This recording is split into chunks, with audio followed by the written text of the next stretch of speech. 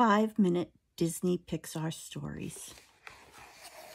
Disney Pixar Incredibles 2, Babysitting Mode, read by your Nana.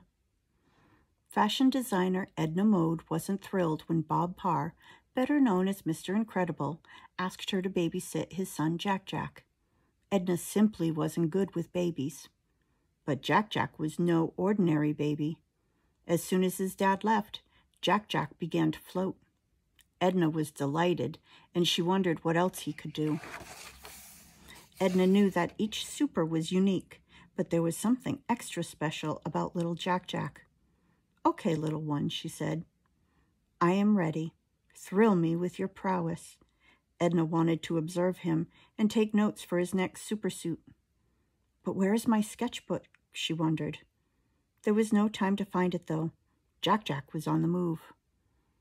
Edna couldn't believe Jack Jack could walk right through a wall. "You are simply amazing, darling," Edna said as she watched him. The little boy could not be stopped. He continued to pass in and out of the walls as he floated down the hallway. Suddenly, Jack Jack disappeared right before her eyes. Where in the world can that little boy be? Edna wondered as she searched. I mustn't forget to put a tracking device in his supersuit. Come out, darling," she called. Edna looked high and low, behind furniture and in every room, but Jack Jack was nowhere to be found. Edna finally found Jack Jack downstairs near her lab. The super baby smiled and pointed at his new discovery. Flashing lights on a wall. Jack Jack had found the security system for Edna's testing room. The alarm began to beep loudly at him. In the blink of an eye, he morphed into a pint-sized Edna, and the alarm stopped immediately. The security system thought Jack Jack was actually Edna. Edna marveled at the miniature version of herself. She had truly never seen anything so extraordinary. Once inside Edna's lab, little Jack Jack discovered some of the supersuits Edna had designed. He couldn't wait to get his hands on these colorful costumes, and he immediately started trying on bits and pieces of many different ones. He tried on gloves and masks and even fashioned a cape for himself, but Edna quickly shared her one and only design rule: no capes. But Jack Jack absolutely loved the cape he had created, and he did not want to take it off. He got so angry that he turned into a little monster. Edna didn't panic, though. She was used to working with supers of all kinds. Edna knew that little monster Jack Jack meant it was time for his bottle. How can I calm him down long enough to feed him, she wondered. Then Edna had an idea, and she headed to her music room.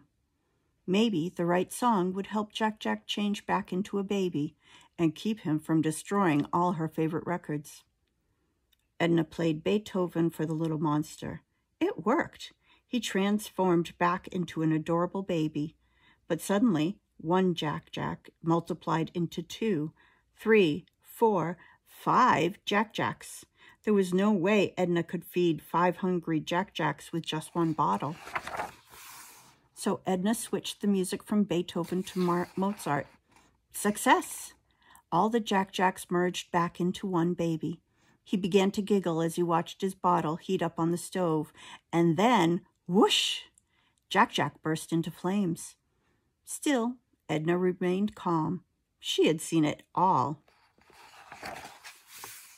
After putting out Jack Jack's flames, Edna finally spotted her sketchbook. But it was hard to design a supersuit for Jack Jack when he kept destroying her pencils with his laser beam eyes.